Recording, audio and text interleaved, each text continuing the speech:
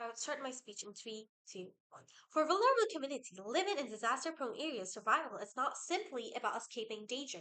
It is about maintaining stability amidst uncertainty. Now, this is the context of the world that both proposition and opposition must concede.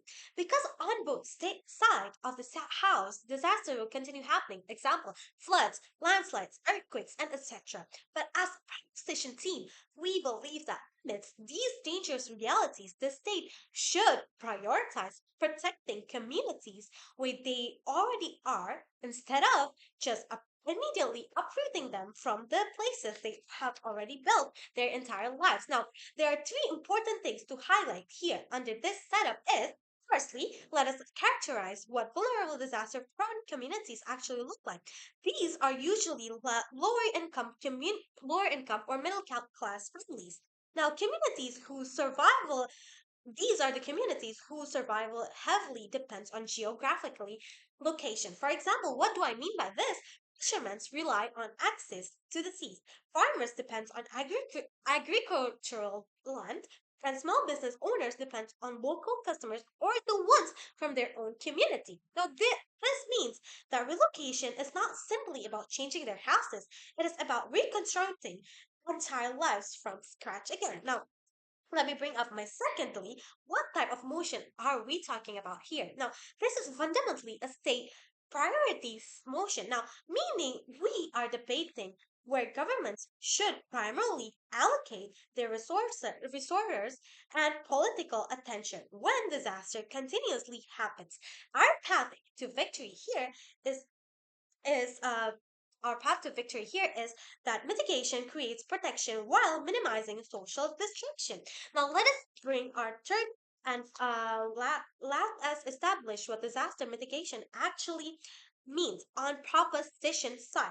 Now, mitigation refers to policies aimed at reducing the impact of disaster while allowing communities to remain where they are already, i.e., floods barriers, drainage systems, and one example that have been practiced in Jakarta, the early warning system from the BMKG Act. Now, importantly, panels, our side is not against this relocation.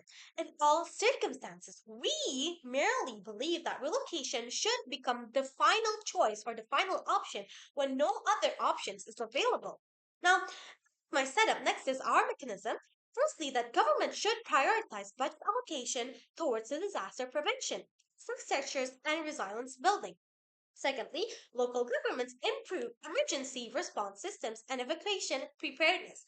Thirdly, communities receive long term disaster education and adaptation training. Lastly, relocation is not only selectively used on extreme situations, where mitigation can no longer realistically protect a human life. Now, what is the urgency of the problem and why is it likely to happen? Because mitigation directly addresses the vulnerabilities that makes disaster deadly in the first place. When infrastructures become stronger and communities becomes more prepared, casualties and economic losses decreases significantly. More importantly, communities are more likely to cooperate with mitigation policies because they are not being forced to abandon their homes and their old livelihoods. Before moving to my substantive arguments, let us understand what is the problem and what is the urgency of this problem. Now, climate change is continuously increasing the severity and frequency of the disaster around the world. Now, same time, millions of vulnerable people cannot simply leave these areas because their economic survival depends on staying there. And as a result, when relocation becomes the primary state response, communities often lose their jobs, social support systems, and educational stability. And lastly, their emotional attachment to the places that they have called home before. Now, today, I will bring you two substantive arguments. Firstly, why this mitigation creates better practical outcomes for vulnerable communities. And secondly, why mitigation is morally justified compared to relocation.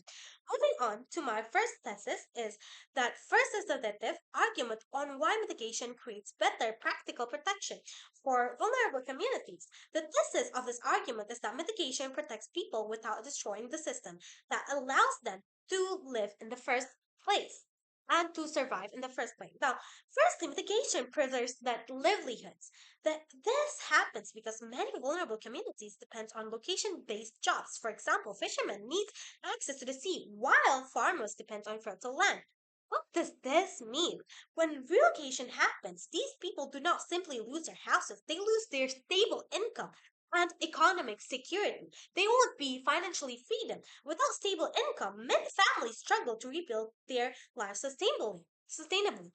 Comparatively, mitigation allows communities to remain economically productive while becoming safer from disasters. Secondly, mitigation provides social stability. This is important because vulnerable communities often survive disasters collectively rather than individually.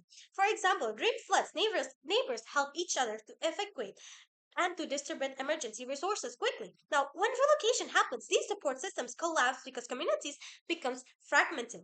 As a result, recovery becomes emotionally economically harder. Therefore, proposition creates a stronger long-term resilience. Thirdly, the relocation often falls under opposition's own metric of safety. This happens because many relocated communities eventually return to dangerous areas due to lack of jobs and poor adaptation support. Now, for example, coastal communities relocated as inland often struggle financially because their livelihoods no longer function properly, even if opposition physically moves communities away from disasters.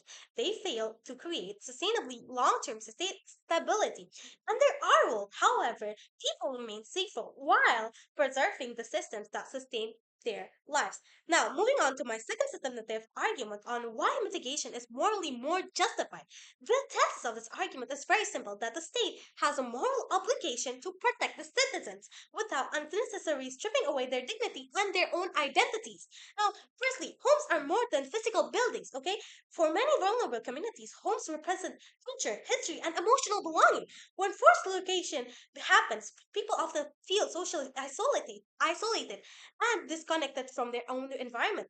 Therefore, opposition protects physically survival at the cost of emotional and social stability. Secondly, mitigation respects agency of vulnerable communities. Under our opposition, government make top-down decisions that force communities to leave their homes.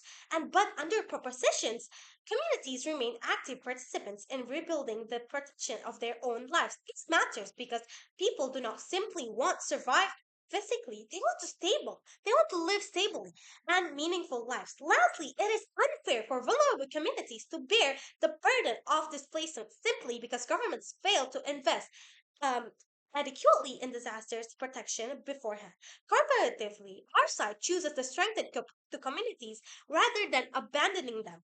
Now, for all those reasons, I'm very proudly to propose. Thank you.